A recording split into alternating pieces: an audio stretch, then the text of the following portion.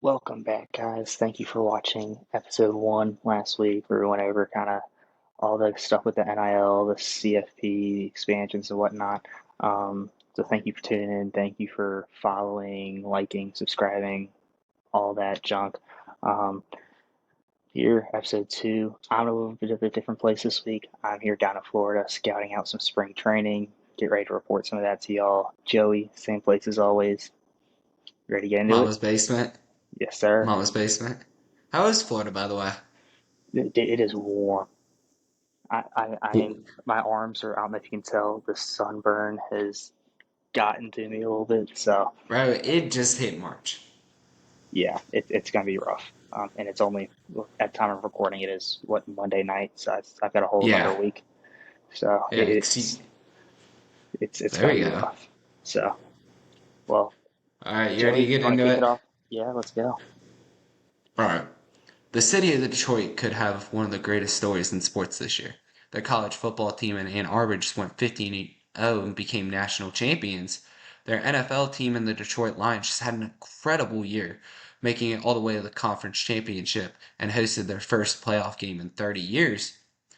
And the Detroit Red Wings have the potential to make that same type of run. If they can get hot in April and May, like the Florida Panthers did last year, they could play themselves into a conference final or even the Stanley Cup final. They have the young talent and the veteran presence to make a run, and I believe that they will. Briggs, what do you think? Not to be a party pooper, I don't see it in the cards for Detroit. Um, I think they're getting too hot too early, and they're going to go into the playoffs as more of a heavy favorite, and then they're going to lose to a team like the Panthers from last year, where they lose to a number like a lower seed in 6, 7 games, and then the questions come like coaching: is it the veteran players? Is the team too old, too young? So we'll see where that goes. Well, they are only, I think they're wild card one. They might have dropped down, but I think they're only wild card one. So they'll either play, as of right now, they'd play the Rangers, I believe, who are first in the Metro. With the pace that they are on right now, and I can see them staying hot. I mean, they've been extremely hot over the past month. I can see them staying hot for the next month or so, but then by the time that the playoffs roll around here in um, late May, early June, I could see injuries starting to catch up. I could see a lot of other exterior factors kind of playing in to the Red Wings locker room and kind of pulling the team apart and leading to an early playoff exit. Oh, we'll get into the injuries. Don't worry. All right, you want me to read some stats to you? You go right ahead. All right, so since December 12th, as of February 18th, I don't have the updated stats on this. So I'm not trying to cherry pick stats, just the stats I have. They had the best penalty kill at 91%. Fewest power play goals given up at 6, and the third most games scoring 4 plus goals at 29. They just went on a 6-game win streak, lost on February 29th, and they were 16-4-2 until February 28th, since January 1st, which was the second best in the NHL since that time. Dropped the last two. They looked awful against Florida. Um, Not one to blame the refs, but there were some questionable calls in the Florida game. But either way, the refs ain't gonna stop you from scoring a goal. You shouldn't have lost 4-0. But and then Derek Lalonde, Red Wings coach, just announced that Larkin's out for 2 weeks. So we're relying on JT Comp for now. So we'll see how that goes. I think they're gonna go big into the go like I think they're gonna get a shore up that defense. Maybe go get a goalie at the deadline, which we are covering this weekend. So stay tuned for that. I think we're covering it after it happens, right? Hmm. Like on Saturday. I think we're There will be a NHL trade deadline special coming out this following weekend. So if you're watching this Wednesday, Thursday, it will come out a few days after you watch that, presumably Saturday, Sunday timeline. yeah. It's the deadline's on the 8th, which is Friday. Hmm. So um, I think they are shaping up. I think they have the exact type of makeup, especially with Ryan playing the way he does. Reminds me a little bit of Aiden Hill, especially if he can get hot. I think he's been tremendous this year, which he sold the Panthers in round one last year, which and they went to Bobrovsky, who absolutely just was stonewall. And this is why they got to the Cup Finals. I think I don't think anyone wants to run into this team, especially if they're healthy. I don't think anyone wants to run into this team. So we'll see. I think they got a very good chance to make it at least to the conference finals. I think they'll heartbreak you just like the Lions did, Detroit fans, but we'll see how that goes. But I'm excited to watch. Can't wait for the NHL playoffs. We only got like what, A like month, 45 days? yeah, just over a 45 month, days until month the and a half. playoffs? Yeah, 'cause I think the playoffs start on the 20th. So yeah, about a month and a half. 20th of April. The So best we ain't got trophy, far. the best trophy in all of sports is the Stanley Cup, and that is not up for debate. Oh, you gonna make some people mad about that. Love it, hate it, I you don't can't argue disagree. it. I don't disagree. Clips of everyone pouring beer in there and then chugging beer out of it. Like, I mean, ain't nothing better than that. we can do a whole episode after the Stanley Cup is done of the things they put in that trophy. I mean, it's wild. I don't think. Oh, I don't know if you want to know. I love knowing this. Like There's the been sh- hot dogs. I think Phil Kessel put hot dogs in there.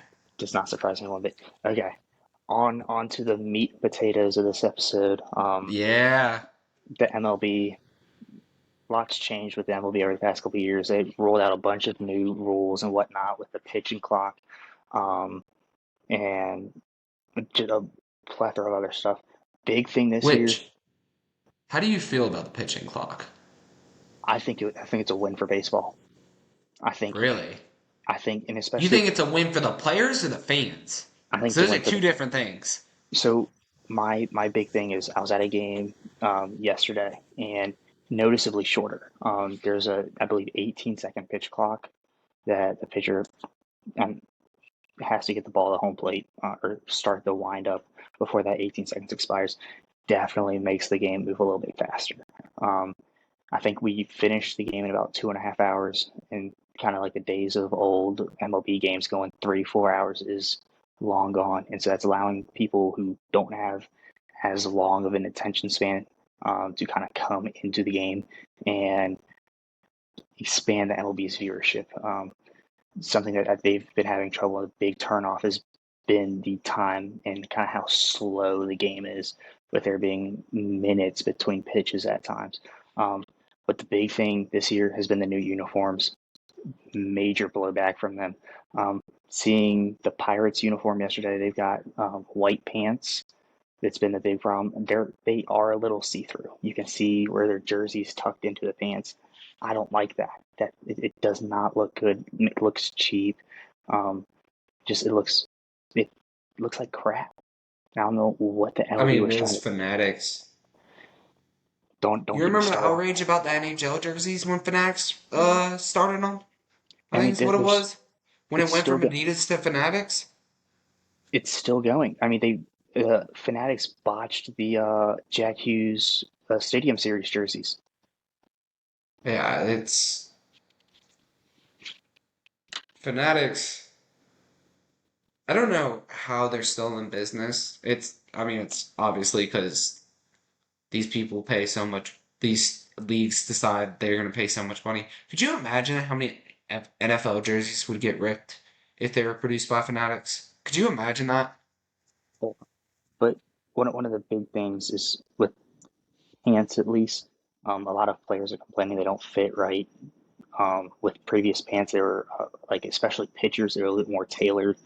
Some guys like a little bit more of a tight fit. Some guys like a little bit more loose.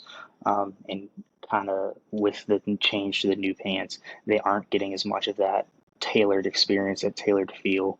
So there's a lot of blowback there. And then the jerseys look terrible. I mean, I can't begin to state how bad they look. Um, Being someone who likes jerseys, I love the appeal of jerseys. Um, when I was young, I kind of picked the teams I rooted for based on the jerseys. Um, so just having that in mind, these new MLB jerseys are not it. They are terrible. I know that some of these players have voiced their concerns. The numbers on the back look small, flimsy, cheap. They just they don't look like they fill out the jersey. They look like knockoffs. They don't look like something you'd expect to see from a professional sports league, let alone something where you're paying as a fan if you want to get a replica $175 for it. That is outrageous. Yeah. I You hit the nail on the head. Like I seen enough pictures that I mean it's been circling around X, Instagram, Twitter, whatever it's called. Uh it's been circling around all over that and like the fact the fact that the MLB, like who's the commissioner again? Is Manfred, it Rob Manfred? Manfred. Yeah. Mm-hmm. The fact that he looked at these jerseys before they rolled them out in spring training, and the fact that he looked at these jerseys and was like, you know what? These are gonna be okay. Like, you didn't think anyone was gonna have a problem? What about these GMs? They didn't say anything? Or these owners, whatever? Like, none of these managers said anything? Like, no one stood up for the players and the players had to stand up for it right before spring training starts? That's insane, dude. And, like, it's beyond me how professional sports leagues, like, everything just keeps getting worse. Like, why am I paying $200 for a jersey that is like that's so thin that like it's see through? Like it's beyond me. But So Fanatics' CEO and owner has come to their defense, and he's basically said, "Don't blame us. We were just going off the specs that Nike and the MLB gave us." So I think the MLB as a league is a little bit to blame there. Nike, I feel like with a lot of these other jerseys they produce such high quality stuff at times that when I see this, it doesn't look like they've put very much thought into it. I get they're trying to make it lighter, a little bit more breathable, but I feel like there's a way to do that while making the pants not see through. Um, I mean, yeah, that but like you don't wear any equipment in baseball. Like it's pretty much just the jersey and the it's pants. There's not a lot it, of it's not like hockey or football where you got knee pads and thigh pads and whatever. Like there's no excuse for not having it breathable. And I didn't hear any complaints before. I didn't hear anyone complaining beforehand, before these new ones came out. to be fair, a little bit more for the guys in like the LA area, Florida, Miami especially, San Diego, where it gets hot in summer, and these guys are having to play day in and day out wearing pants. I don't blame them for wanting something more breathable, but I think there's a better way to do a little bit more R&D to be like, okay, this it's functionally it does well, but as well as it appears like it's got a good eye appeal to it, and it's all around looks better. Therefore, us as the fans are able to enjoy the aesthetic of it, while the players are able to enjoy the functionality of it. And like, if everyone was complaining about them being see-through, just see-through, not that they look bad, just see-through, or like too breathable, like I don't think it wouldn't be as nearly as big of a deal. But now, like the fact that they look so bad, and like they look like half moons, like the names look like half Mm-hmm. moons. Like why? Like they looked fine before. Make it a copy and paste just with lighter material or less material, whatever. Like it's not that hard when you get paid maybe even billions of dollars to do this. Like whatever contract you sign, you should like if you're these companies, you should do everything you can to make it as like high quality as you can.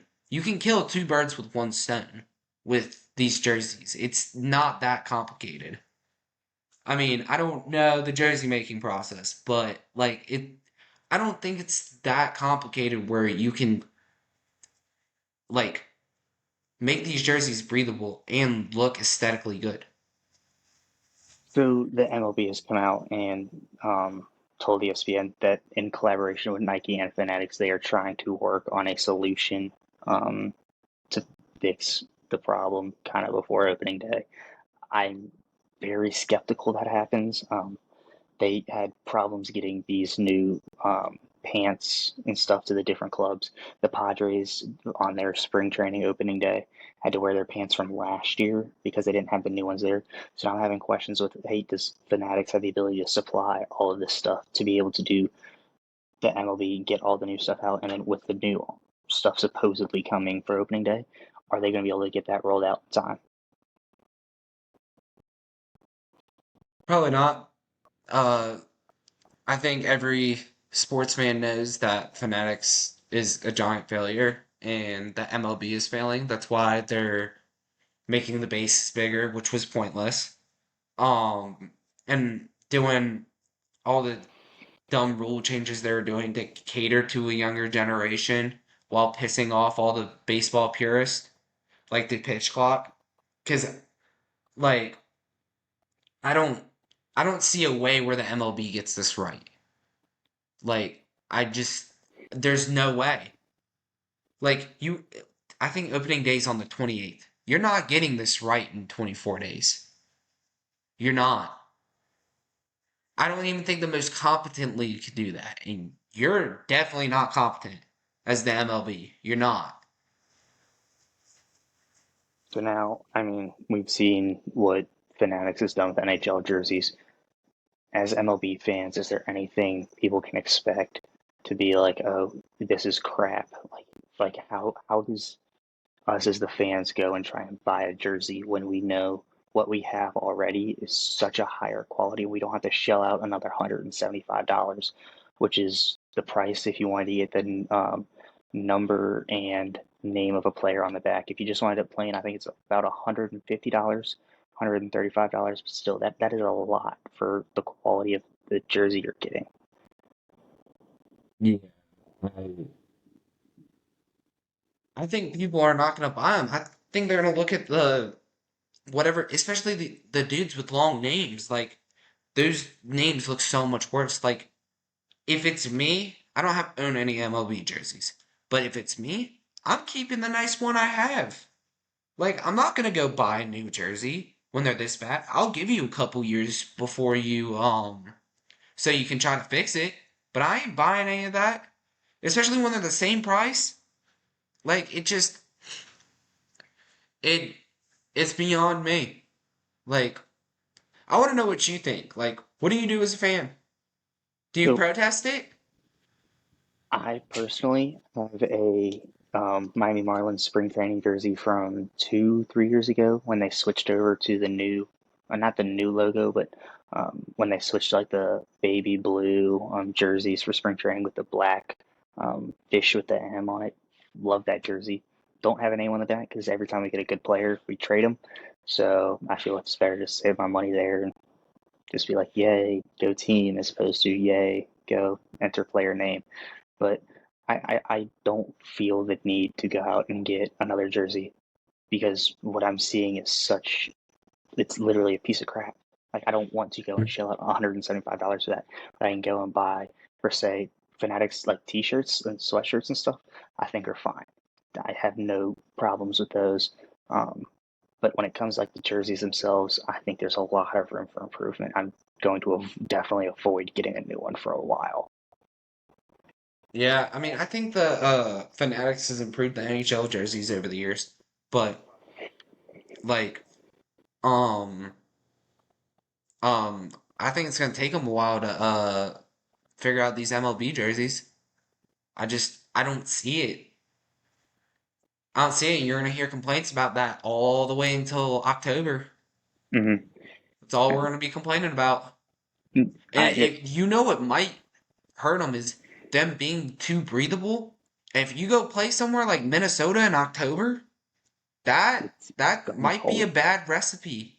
Or in September, where it could be a lot colder, it being so breathable that these players, I mean, I know you can wear like Under Armour and stuff like that, but still, like them being so breathable, like it could it could cause some problems, and uh, it could be a good thing for the summertime, bad for in the fall when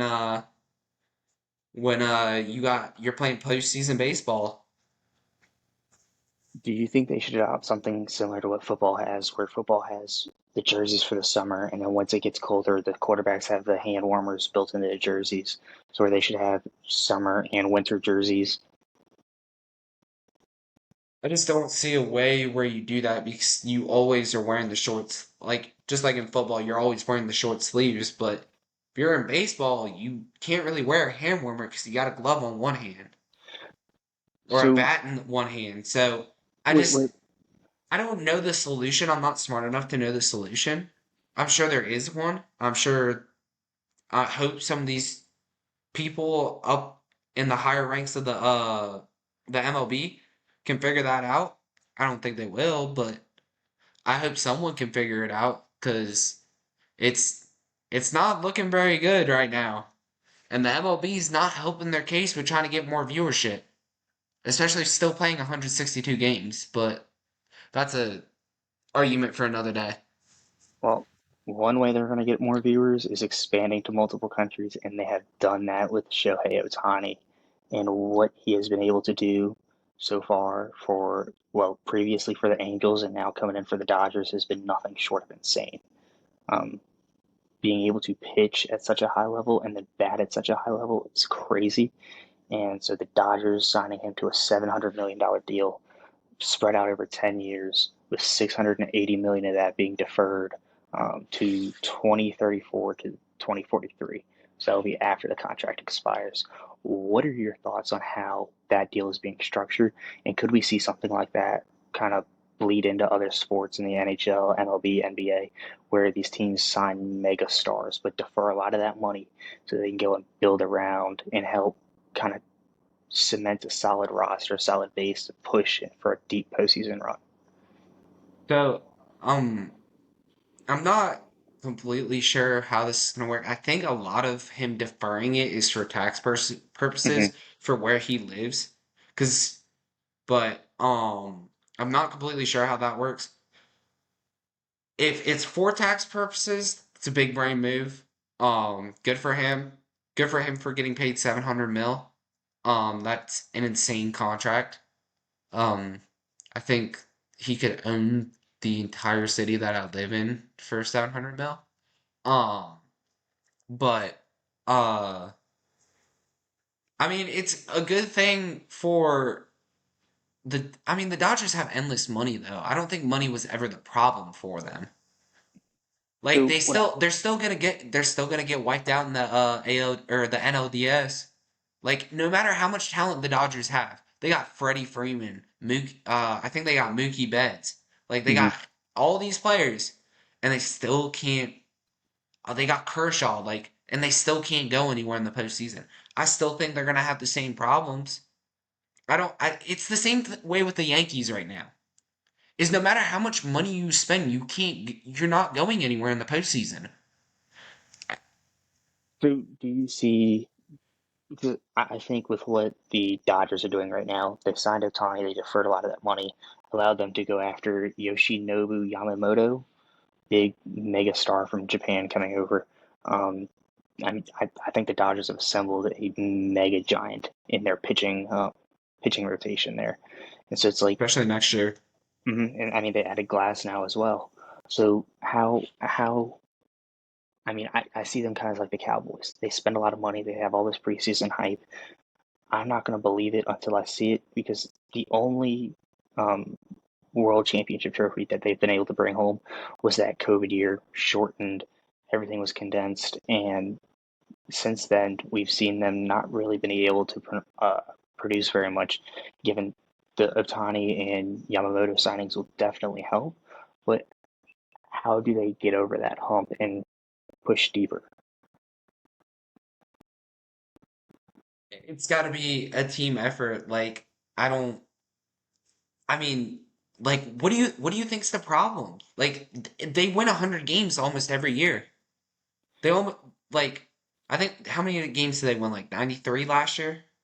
They'll win 100 games this year, but it's like they still ain't gonna do anything in the postseason. I don't trust them in the postseason, and like I don't know what falls apart. A lot of times they just don't get enough runs. I see them being very equatable to the 2012 to 2017 Washington Capitals of the NHL. Great regular season, absolutely nothing in the playoffs. First round exit after first round exit. Finally, Evgeny Kuznetsov was able to exercise those demons and get us through to the second round. Um, He also got sent down or this week. yeah, we'll cover that. But he was able to get us through the second round into the third round, beating Pittsburgh in Pittsburgh. I remember watching that. It was a great game, but I just don't see them. I think they've got that demon kind of haunting them. Um, I see their last World Series is in asterisks with it being the COVID year, but I don't know how you can get over that hump with that massive weight on your shoulder. Like, hey, when are we going to win a real championship? And I mean, it's not like LA's hurting for a championship considering. No, Because if I'm an LA fan, I'm singing my praises for the 2020 championship. I don't care what anyone else says. We still won the championship. Like, so I don't know how you get over that hump, but gonna have to figure something out. Cause you're spending all this money just to lose in that NLDS every year. so now moving across the coast to the Bronx Bombers, added Soto. Um, Now you've got Juan Soto, John Carlos staying on the same lineup. Are we Aaron actually going to Judge, Aaron Judge too? Are we going to be able to see them be able to produce more offense than what they were able to do last year? I believe Baltimore won the division last year, if I'm not mistaken. I think they were first in the conference. So again, do you see a path to where New York can topple Baltimore and not only win the division but take that first spot and kind of cement themselves in the playoff run? Well, they're gonna have to figure out pitching for one. Um, Two, um, Aaron Judge has to stay healthy.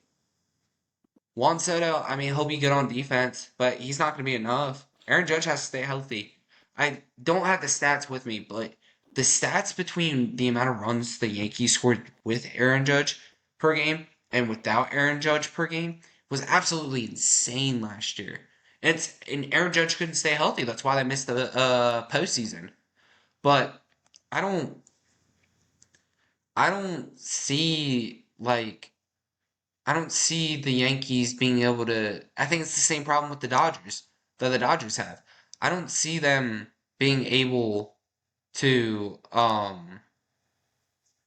be able to get over that hump. I just don't see it.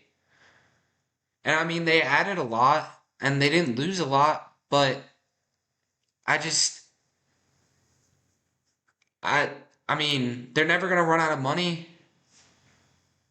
Like I don't see them running out of money anytime soon. You can spend all this money, but what can you do it when it matters? Um, so who do you have as your kind of favorite to make the playoffs and then make a run in the World Series? Phillies. So They I know, return everyone from last year, the last 2 years. Not only have they beaten the Braves both years while being in the wild card, they've made the World Series and then they lost the year before. Who do they lose to? They lose to the Astros? Yeah, they lost to the Astros in 22. In 23, they lost to a hot young Diamondbacks team mhm, in the NLCS. I I think the Phillies are the most poised to run. Bryce Harper in the postseason, inevitable. They didn't lose a lot. They lost Kimbrel, but I just I don't I don't I feel like the Phillies in the postseason are inevitable. Bryson Stott, uh Alec Bohm, all these guys, and they didn't lose any. I don't think they lost any pitchers. Their pitching's still good. The only thing they lost is the Kimbrel, which is gonna hurt him because he's a good reliever, but or closer. I can't remember which one. But other than that, they pretty much returned the same like 30-man roster. So I like the Phillies. So, being a Marlins fan and having to watch them absolutely decimate us in the divisional series, I think is what it was. May have been the wild card. I think They, it's the wild card. I think it was the wild card. Yeah, Um, 'cause they beat the Braves in the Divisional. divisional. So I remember Stott hit a grand slam off us, and I was like, "It's done." That environment they have in Philly is it's like a college football game. It is so rowdy and hard to play in. I can't imagine trying. I mean, hitting a baseball moving at 98 miles an hour is hard enough as it is. Just no one around. Hitting it in front of I don't even know how many people they got. It feels like 100,000 with how loud that place gets. Like Bryson Harper hitting a home run there gets that place absolutely rocking. Unbelievable the atmosphere they built in Philly. I mean, I think it's one of the best atmospheres in not only baseball but in all of sports. I mean, I don't think you can come close to it when there's that many people. I think it might be around 45,000, but it makes them feel like 100,000.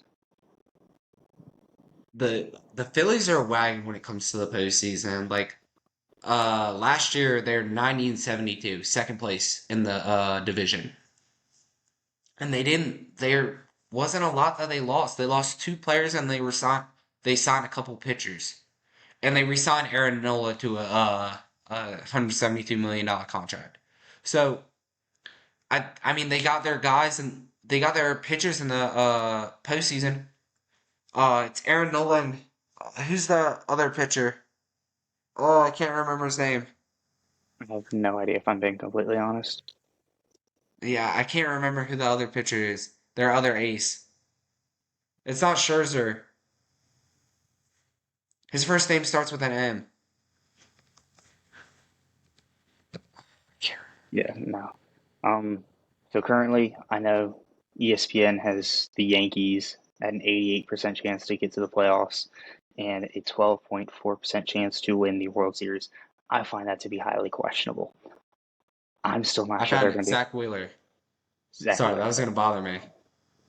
I don't know if the Yankees are going to be able to win their division with Baltimore, and I think Baltimore is going to take the division. I think Baltimore is going to lock up either a one or a two seed in the AL, and I just I could see a path where the Yankees miss the postseason entirely. They did the same thing last year. So I don't know if I put money on. If I was going to bet and place money on teams to make the postseason, I would avoid the Yankees. I think there's too much volatility between their floor and their ceiling for how their season could go. I think it depends on if Aaron Judge can stay healthy and can their pit like can they stay healthy and can they get the runs that they need because they couldn't score. They could not score last year, which is why they missed the postseason. And they tried to make a run at the end, but it just wasn't enough. Mm-hmm. So now, if I was to have a value pick, I'd take my Miami Marlins. I mean, the ESPN has them at a 29% chance to make the playoffs. Before the season, I could see them as easily over plus 1,000, plus 1,500 to make the playoffs. Um, Especially being in a division with the Phillies and the Braves, it's going to be a squeeze trying to get in. But value money, sprinkle a dollar or two on it. That's going to get some great returns there. But it's just the way they started last year. They started so hot for the first half of the season, incredible. Fell apart in the second half. Was able to pull it together there at the end and make a postseason run, 2 games. But I'd say value pick would be definitely the Marlins for me. Um, Somehow ESPN has Baltimore at 7% chance to make the playoffs and has them like going like 78-84. I I don't don't agree see with that. that. I think they're running it back with a young roster. I mean, they're I know this doesn't always translate to success, but the Norfolk Tides, their AAA team just won it all. Shout out Norfolk. Um, like I don't see, I don't see how they're less than 7%. They're gonna run it back. They got Adley Rushman. They got all these young guys that are gonna be good, and I don't. And like, do you think that's crazy? Like 7% to make the postseason, 0.1 to make the World Series. I think that was very crazy. My big thing being down here at the game I went and saw yesterday between the Pirates and the Orioles, I was able to see a lot of the guys I normally see in Norfolk at a Tides game. Um, Adley Rutschman looked great. Actually, I don't even think he played. Um, Heston Kierstad, I think he played in the outfield during the game. Made a couple of insane catches to help Baltimore end up coming back in the eighth inning. Um, Jackson Holiday didn't have a great day at the plate. Great day in the defensive field. I mean, he's younger than me. I'm 20 years old. I'm older than him by about a month, and the fact that he's out here playing professional baseball and was kind of coming up through the ranks of the farm system last year is crazy to think about. But my big thing, I don't think that the Yankees will be able to beat the Orioles. The Orioles were a little bit of a surprise last year, kind of shooting up from the depths of the MLB power rankings and just the standings in general. I think they'll be able to maintain the momentum they had last year. They had an early playoff exit, kind of disappointed the city of Baltimore. I think they're going to be able to make a very strong case for the number one seed in the AL. I could definitely see them making to the ALCS. I would love to see them win the World Series. And I mean, it wouldn't be a bad bet to sprinkle some money on for them to make it. At least make it to the ALCS. I mean, I think I think they're going to be very good this year. I don't know if they're going to be like winning 100 games good or like winning 95 games good, but they're going to be a wagon this year. And I think they're going to like slow down a little bit. I think they might still win the division, but they might be like a 3 seed and still have to play the wild card series.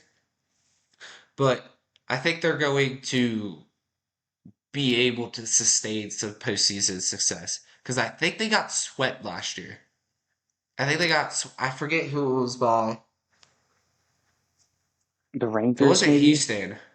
I It think I wasn't think it was Houston. I think it was the Rangers. I think it was the Texas Rangers that swept them in the first It round. might be. It might be. Either way, that yeah, it was the Rangers. Um, but I just I think that's a good bet on the board. Um, do you want me to go with another team I like, or you want to go with one? Go right ahead. I was like the D-backs at 18%. They stuck up people last year, made it to the World Series, got couldn't score enough against the Rangers. The Rangers had really good pitching last year, especially in the postseason. Montgomery got hot. A lot Rangers just got hot as the playoffs went on.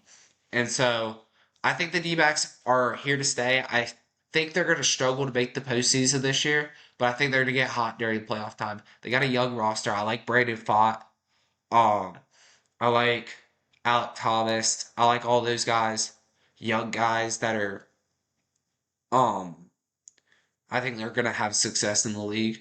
So I think they might end up as a six seed, but I wouldn't be surprised if they go back to the NLCS. I could see that happening. I think my next pick in something, it's not going to be a very value pick. The Padres to make the playoffs.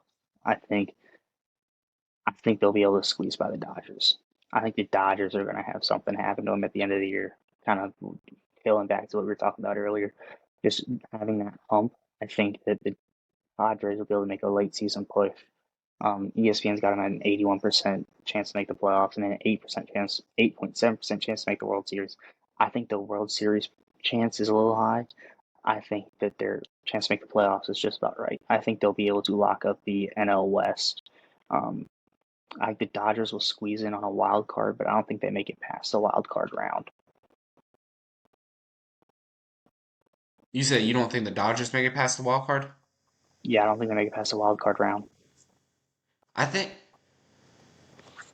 I mean, um, I think the Dodgers are gonna win 100 games and lock up the one or the two seed. I think the Padres could lock up a wild card spot, maybe like 4 seed or 5 seed. I'm not super high on them, especially with the loss of Soto. Um, I don't know how they're going to replace that production. And I know there's still worries about Tatis and all that. Um, and they're thin in the outfield. I think they only got 3 guys in the outfield on their 40 man right now. Yeah, I mean, we'll see how it plays out when their final rosters get released. I think there'll be one to sneak up on the Dodgers a little bit. I think, especially with Otani not pitching this year, um, it's not going to make the Dodgers or pitching rotation any less potent. Um, but I don't think that all this hype is going to amount to a deep postseason run for the Dodgers. They may win 100 games. I think the Padres could win 101 games. I still think the Padres finish ahead of the Dodgers. We'll see. I don't. That's a little bit of a spicy take, but I just I don't see how they're going to replace that production that from Soto. I I don't. They didn't really get anyone big in the off season. I mean, they got some pitching, but I don't see them replacing that production. I don't know if they're going to be able to score enough. Because last year they were 82 and 80, third place in the division. They're behind the Diamondbacks and the Dodgers. So they could leapfrog the Diamondbacks because I don't see 3 teams from a division making it this year, from any division making it this year, except maybe the NL East with the Mets, Braves, and Phillies. But I don't see 3 teams from the division making it. And um, what are you laughing about? I don't think the Mets are going anywhere. I think the Mets I, have I gotten a don't. little bit better. I don't think the Mets are going to do anything, but I think that's the best chance of you got of getting 3 teams from a division into the postseason. I think the NFC East or not NFC NL East is the best or chance at getting 3 teams in the playoffs. I think if it's going to be a third team, I think it's going to be the Marlins. I think the Mets finish fifth, and then the Nats are dead last. Oh, I forgot the Marlins were in that division I because think. the NL East had the NL East had the 3 teams in the Mhm. last 2 years. So I think the Marlins have been able to. We picked up Trey Mancini for, I believe, shortstop. Luis Ariz was on a hot streak last year when it came to hitting. Um, we've got Jazz Chisholm. We've got pitching with Yuri Pere, um, Sandy Alcantara. I think that a lot of that is going to be able to kind of get the ball rolling early, allow for a little bit of a slump post All Star break, kind of similar to last year, but then kind of heat up towards the end and hopefully get past the first round. I don't think we've gotten past the first round since we won the World Series in 2003. So I will be ecstatic if we do. My hopes aren't high. They never have been really with the Marlins, but just kind of praying that we finally piece something together. We'll see. Only 24 days until the MLB season starts. Super jacked and keen for it. We'll be covering it at least once a week, weekly updates. Super excited for September. You ready to move on? Mm-hmm. Let's talk All about right. your Buckeyes. All right. So Ohio State self-reported 4 minor recruiting violations to the NCAA, which include talking to a player before he entered the transfer portal. Here's my take. Why? I said this when it happened. Why? The NCAA is dead. Why are you telling them? And I get being like, okay, look at us. We self-report what we do. We have that integrity and whatever. Because there's probably major violations that went on. I love the Ohio State Buckeyes, but there were 13 million in NIL. You did more than what you say you did. And again, I'm cheating as much as I can with the NCAA being tied up in all these legal disputes. I'm cheating as much as I can with NIL, the transfer portal, because they're not going to do anything about it. Because guess what? I can go sue them. I want to hear your take on this. Um, Go ahead. So I'm definitely kind of like why. I think same reaction as you. My thing is it may be to possibly get the NCAA off their back and trying to hide kind of the deeper stuff, take the slap on the wrist for the four minor recruiting violations, and then kind of keep the bigger fish in the closet. I don't know why they would go out and self-report, especially with Tennessee and Virginia being tied up in the lawsuit with the NCAA, and the NCAA kind of, as we know it, is starting to fall apart and lose control of football, especially. We'll see how it works with the other sports, but yeah, I don't see a problem with it, especially if a player is going to enter the transfer portal. I don't see necessarily the problem with him being talked to before or after he enters the portal. I think this is one thing that the college football as a whole needs to figure out is set the rules and follow the rules. But as of right now, there's no one to enforce them, let alone kind of really set the stone when it comes to NIL and the transfer portal. That has been such a gray area when it comes to college athletics these past 2, 3 years that NIL has been around. Is how is this going to be around? How is this going to be enforced while still having the transfer portal? And so each one separately with the transfer portal and NIL, great idea. When you mix it, it's starting to make it seem like a pay to play kind of scenario and turning college athletics more into a professional scene. And I think that's exactly what it turns into. Real quickly, do you think Ohio State self-imposes a 3-game suspension for Ryan Day? First No, 3 games are Akron, Marshall, and Western Michigan. Not in order. I don't think that's in order. no. I mean, I don't Michigan, care. We're gonna kill these 3 teams with or without Ryan Day.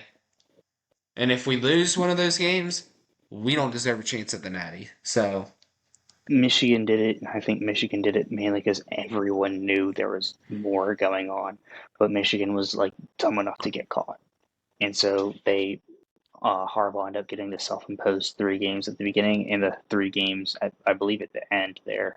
that Um, was Big Ten though. oh, Three those games at the okay, so end was Big Ten.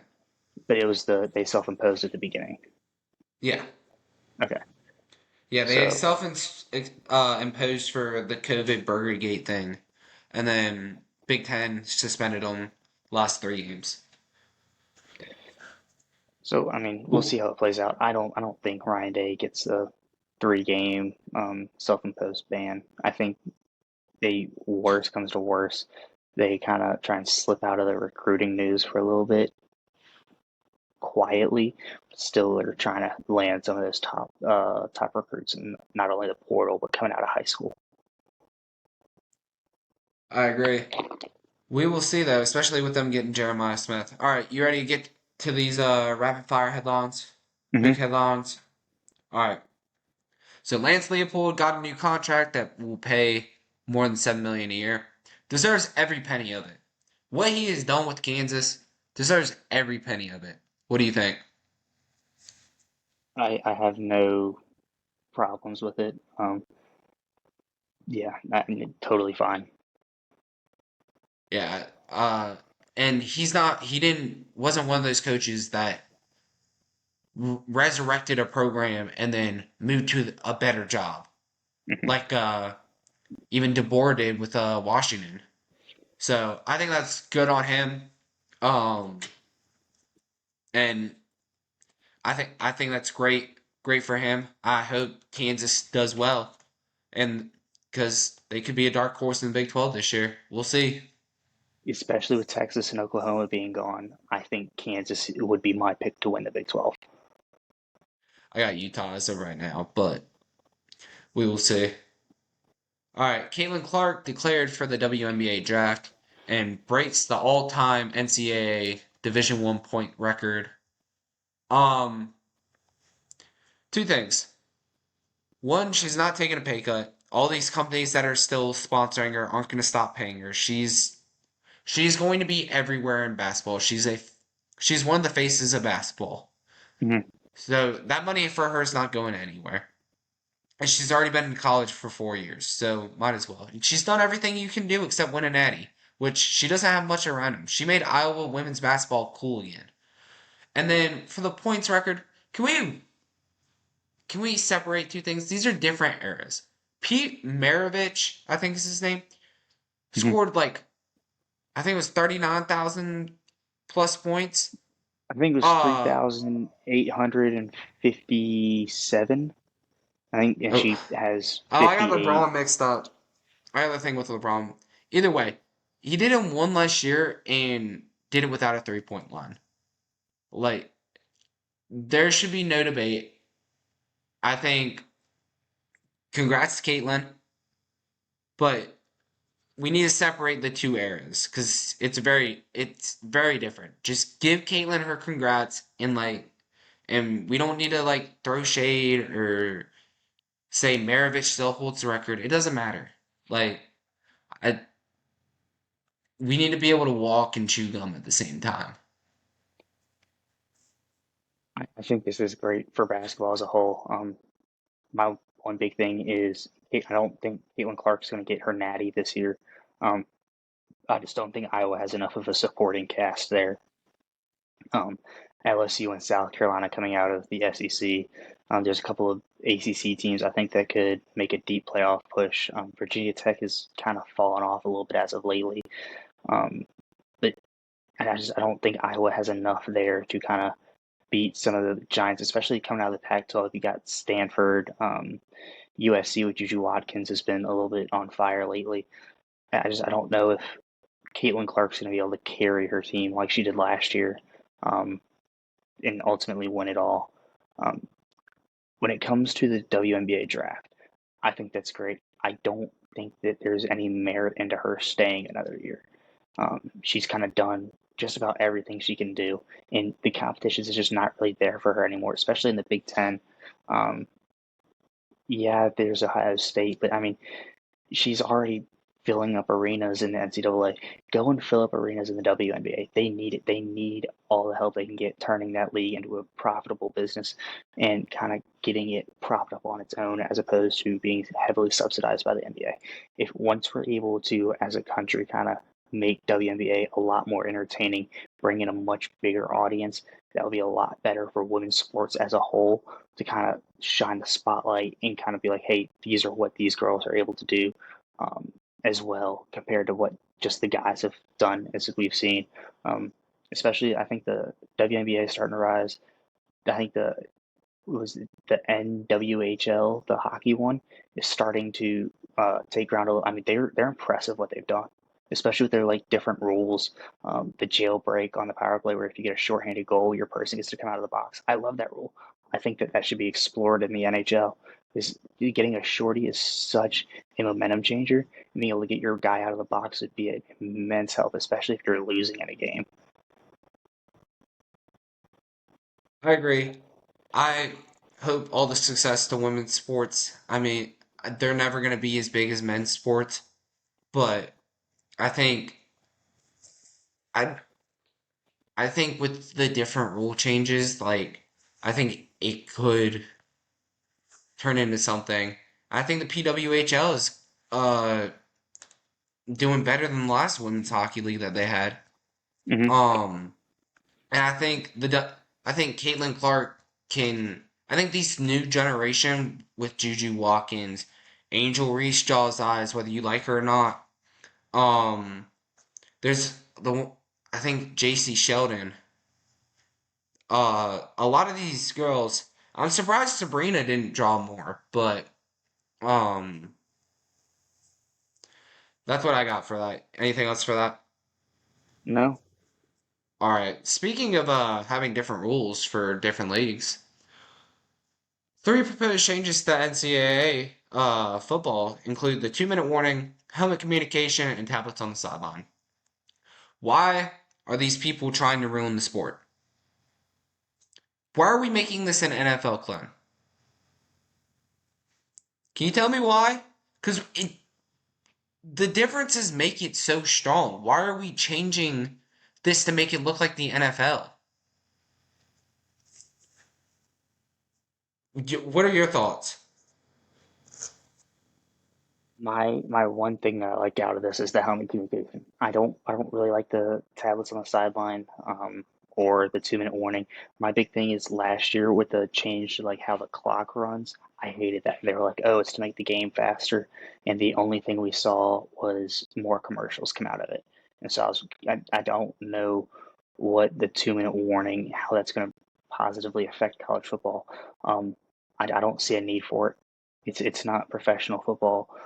I don't I don't like the extra timeout. We already have a timeout like every 30 seconds. It's ridiculous. We don't need more. Um, Tablets on the sideline. I'm kind of like I don't care. It doesn't affect me as a fan. Um, so if it helps the players, it helps get my team better kind of as the game goes. Sure, have no qualms with it. Um, so that's my take. These people are trying to ruin college football. The differences are what make them strong. 2 minute warning, like, it might make the last 2 minutes of the game better, but why? It's just the fact that it's a slippery slope. I don't really care about these rule changes, but like, why are we making it the exact same? The soon we're gonna have 2 feet inbounds for a catch, and we're gonna have all the same rules. We're gonna have the same overtime. They're gonna move the extra point back. All this type of stuff. Speaking of changes in college football, the Big Ten and the SEC are pushing for a 14-team playoff that would give automatic bids to three Big Ten, three SEC teams, two ACC, two Big 12, and one Group of Five team, and three at-large bids to the last three highest ranked teams. Your thoughts? I don't like it. I'd be fine with a 14 team playoff. I'd be fine with the 16. I'd be fine with whatever. I don't think that a certain, especially when it comes to Big Ten, SEC, ACC, and Big 12, I don't think one of them should have more than the other. I think if you're going to do it that way, have them be equal. And me being from an SEC school, I'm all for SEC being the best conference in college football. I firmly believe that. I don't think that we should get an automatic more bids than, per se, the Big Ten or Big 12 and I guess the ACC as well. But The just have it SEC's already. just have it be the champion and then the champions from before get a group of five champion in, and then at large bids. Just kind of let it be the best teams. I don't need a crappy SEC team that somehow had a good record get in, and then an ACC team that was good but kind of got screwed over, not get in, and have the whole Florida State situation that happened this past year happen again. Just have the at large bids outside of the conference champions, have it be a 14, 16, whatever you want to make it, have that happen. But you don't need to have one conference getting more cemented bids than another conference. And this is gonna probably happen anyway with 14, 12, whatever. The SEC is going to get more teams in than the Big 12. The SEC is going to get more teams in than the ACC. The Big 10 is going to get more teams in than the Big 12 and the ACC. It's like they're just better conferences. But let it happen because Let it happen because it's they're the just, better team. yes, don't let it happen because that's what the rule says. When you have it that being what the rule says, then I don't see it's necessarily a fair playing field. I think you kind of do what they do now, or what I guess is proposed with the 12 team, do the conference champion, and then the rest are at large with a one group of five conference champion getting in. I agree. The NCAA also paused all NIL investigations. Goes back to the Ohio State point. Why? You just made yourself look like an idiot. I don't get it. I I don't get it. I don't understand why you were self-reported. And the NCAA is cooked. It is over. The NCAA is no longer going to have any power over college football. It's over. Any thoughts on that? I think this is the I don't know what the metaphor for it is, but it's the last straw on the camel's back. Whatever. I think this is what is going to do the NCAA. Not being able to enforce NIL violations, everyone's going to start running loose. I think there needs to be a new governing body for college football. I think we start the separation of college football from the other athletics, from the universities. That way, what we've seen with the conference realignment, with a lot of this other stuff, where it's going to negatively impact a lot of the other student athletes from being able to live a normal athletic life compared to what they usually have with the lesser travel times to as opposed to having the UCLA track team have to fly back and forth um, to places like Rutgers to go to their meets. I mean, I don't think it makes much sense to group the non-revenue sports with the revenue sports when it comes to how they align the conferences and the teams they have to play. Yeah, I think that's where we're heading. It's probably going to be revenue sharing, and you're going to run down the slippery slope. And I don't agree with this, but you're going to have a lot of these non-revenue producing sports get eliminated. And that's where it's heading. I don't think it's fair to these kids. I don't think these kids should lose the opportunity, but that's where it's going.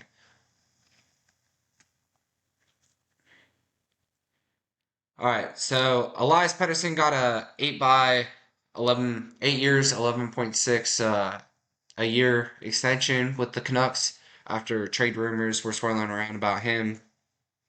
Good for him. He deserves it. I know like the next 3 years it's like 14.5 million a year. So good for him, because if he wanted out of Vancouver, that wouldn't have been very good for Vancouver, because I think they're atop their division right now, if not the conference. So good for him. Good for Vancouver. I don't think this is a bad contract. We'll see it as he gets older, but he's still relatively young. So, what are your thoughts? I think as much as Vancouver wanted to keep him, I think it would have been best for him. I think it's best for him to move on. I think as much as Vancouver wants him to stay, when a player is kind of wanting to leave like that, I think he's going to end up getting traded within the next 3 years. Like I don't think Elias Pettersson's going to end up finishing his contract as a Canuck. And my biggest thing with that is they're shelling out all this money now, and they're thinking, hey, we're likely going to have him for these next 8 years. I don't think he's there for the next three. So I don't see the need to sign him. I think he's going to try and request a trade. If he really wants out that bad, then let him leave. You've got something going. Trade him. Get something in return. You should be able to get two pretty high quality players for how much skill and trade value he carries. If not, get some draft capital to be able to use to then flip and go get someone else, like a Jake Gensel from Pittsburgh. But we'll see. We'll see how this works out in the long run. I'm definitely curious to see how long he stays in Vancouver because I don't think it's any more than um, 3 to 4 years or 2 to 3 years, if that. Do you think, as a fan, do you think it's worth it if they win the cup within the next 2 years? I No mean, matter what happens, do you think it's all worth it? if I'm a Vancouver fan and they end up winning the cup, not this year, but within the next 2 to 3 years, then yeah. But I'd see him leaving after they win the cup. I don't think he returns if they win a cup. We'll see. I think a lot of the rumors were saying he wanted out because Vancouver had mishandled contract negotiations. Can't confirm it, can't deny it, but that's what I saw from Frank Cervalli and all those Kevin Weeks and all those type of guys. Lenny Ruff got fired tonight. Yeah, that's a big one. New Jersey, the Devils have been sliding as of late. I don't think there's any way to put it. The, I think this has been seen as coming. Like we could have forecasted this as of probably like a week and a half, 2 weeks ago, that he was kind of entering the scalding hot level of a hot seat. I didn't think there was any way he was going to be able to turn around and salvage his season. Yeah, I think I think the Devils should have fired him a couple weeks ago.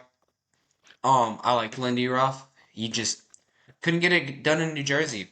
And they had a good run last year, just it wasn't I mean, they beat the Rangers, who were one of their biggest rivals, but um couldn't score on the power play, couldn't defend well enough, still don't have goaltending. I think there's no reason for a team with that much skill and talent to be struggling like this. Jason Kelsey also retired today, and he broke down in his press conference. All I gotta say about this is class act, sort of. He he's been living his dream the last couple weeks, but he's a treasure. Congrats to him on a great career, and I hope he enjoys the time with his family in retirement. I love the guy, wishing nothing but the best.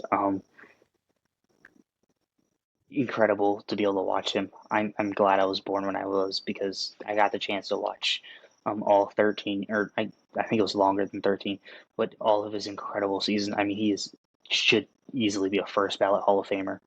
He might be the greatest center to ever do it. I could get behind that argument very easily.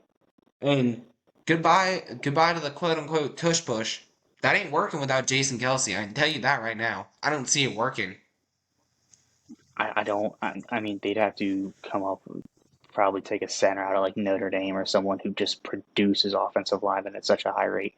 But I mean, I don't know how you fill a hole that like that. He was such a big part of not only that like offense, but that team in general. I mean, And I that could see him being city. such a locker room guy. Like he held that team together. Yep. I agree. Congrats to Jason Kelsey. I wouldn't be surprised if Travis retires here soon either.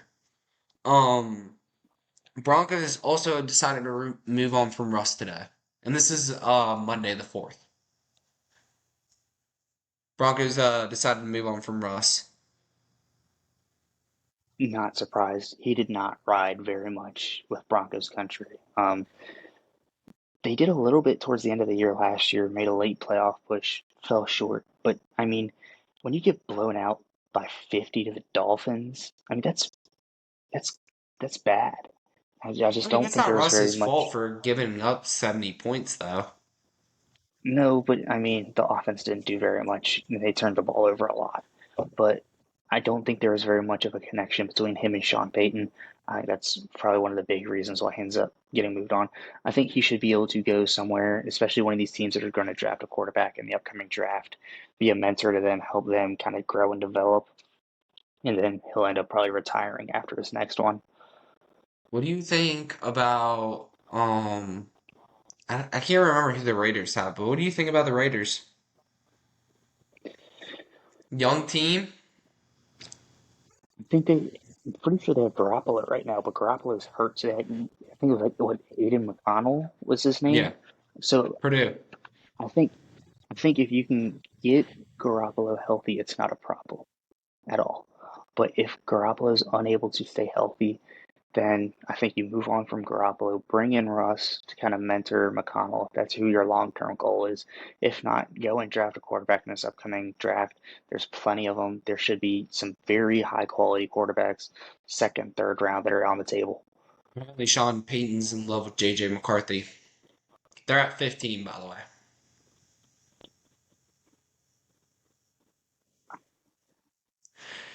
That He's I going to could get see that. Sean Payton fired. JJ McCarthy is not a first round talent. He's I not. don't. He was a I don't. I don't. He was a game manager this year. I mean, seeing his footage from the combine and seeing the videos they put out where he was throwing in the hallway, I don't know if I trust him very much as a thrower. I don't know if he's what's best and what Denver needs right now. I'd much rather see them go and probably trade the 15th spot, trade lower, get a little bit more draft capital. You need to take a Spencer Rattler almost and get some more offensive line help, get some more receivers, kind of shore up that offense. I think Penix or Bo Nix are going to be available at 15. I'm taking one of them. Those guys are ready to start right now. JJ's not. He's 21. Yeah, Bo Nix has been in the NCAA playing for Auburn and Oregon for 6 years, I think. 35 years. He's already got a mortgage and a wife and kids. So So, I mean, I don't think it's the end of the world if Denver ends up trading down, but I don't think they should take McCarthy. I think McCarthy and Caleb, the hot take right here, I think Caleb Williams is going to be a massive bust. I don't think that he's going to come in the NFL and do anything. especially if I he think it's goes going to to be hard. Chicago. I think that he's going to be on par with a lot of the quarterbacks that have come out of the University of Southern California as of late. You look at Sam Darnold and Matt Leinart, a lot of those other guys. I think Sam Bradford had somewhat of a productive career. We could say that. Um, wasn't very notable, not a Hall of Famer in my opinion, but he did something there. Um, I don't know where Williams could go and not fail.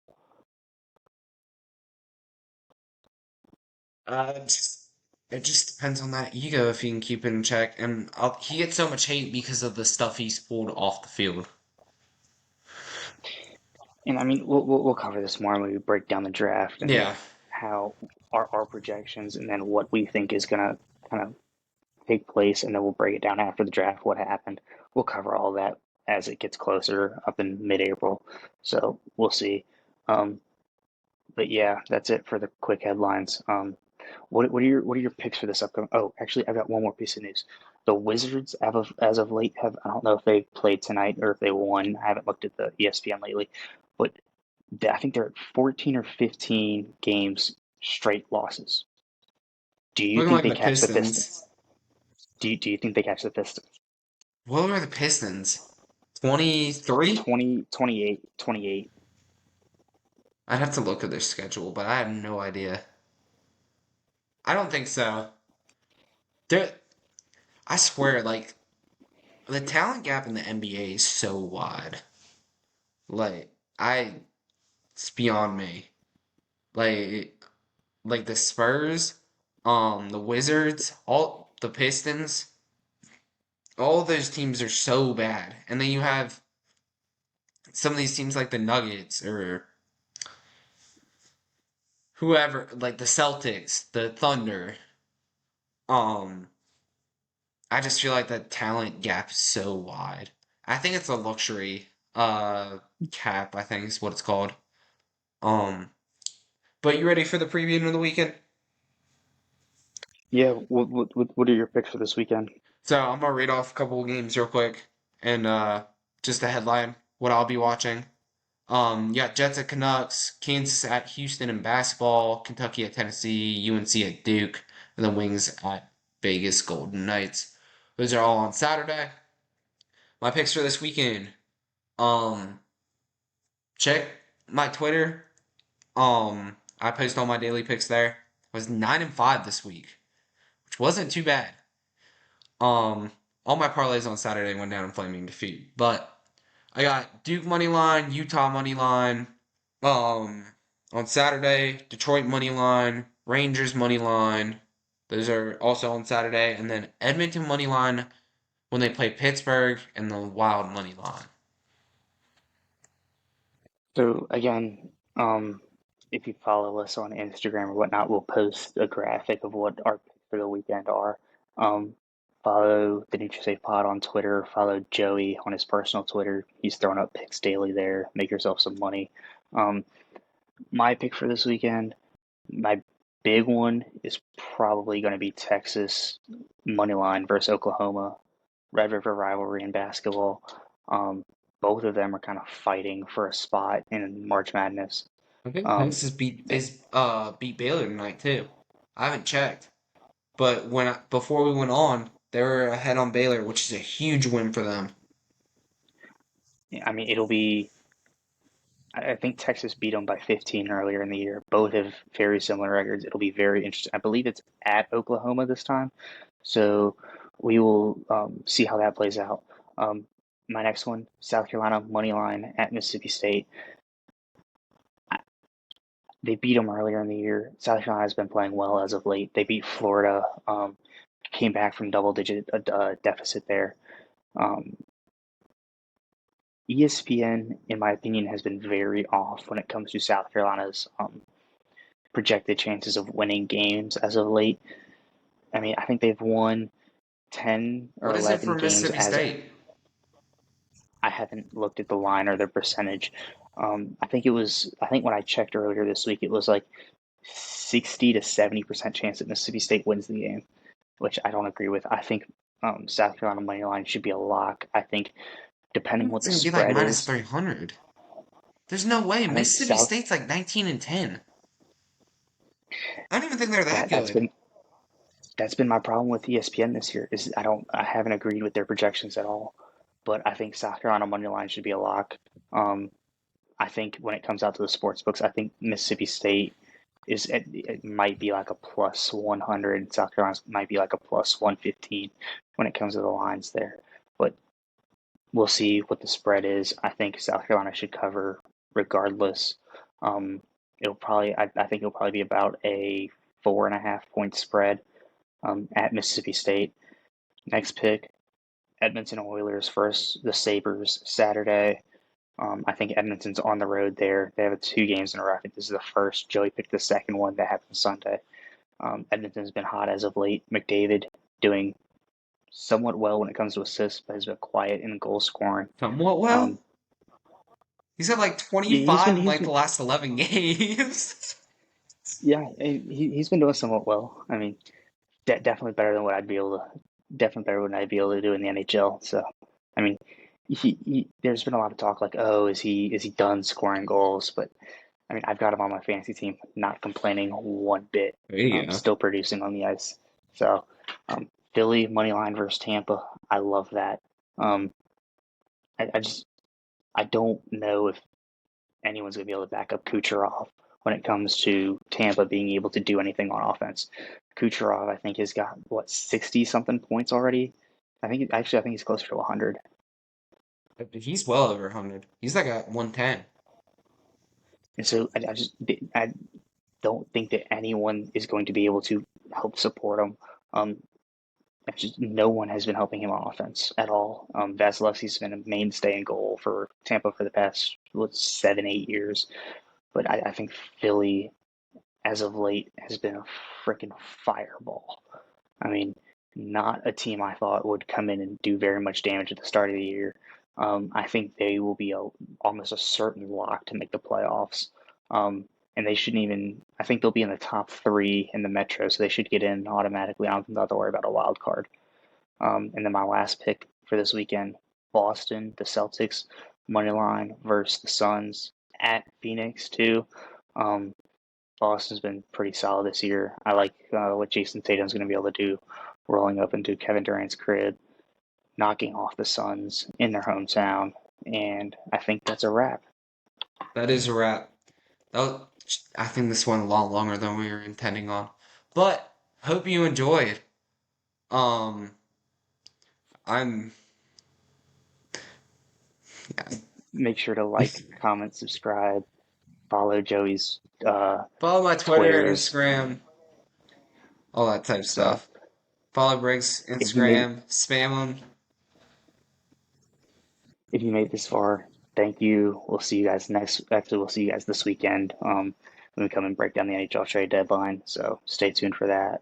We'll be posting news on that when that comes out. Let y'all know more specifically as the time gets closer. I will still be traveling right around the time that wraps up. So we'll see you guys this weekend. Thank you for tuning in if you made it this far. We really appreciate it helping us grow. So we'll see you guys later. Thank you. Bye, y'all.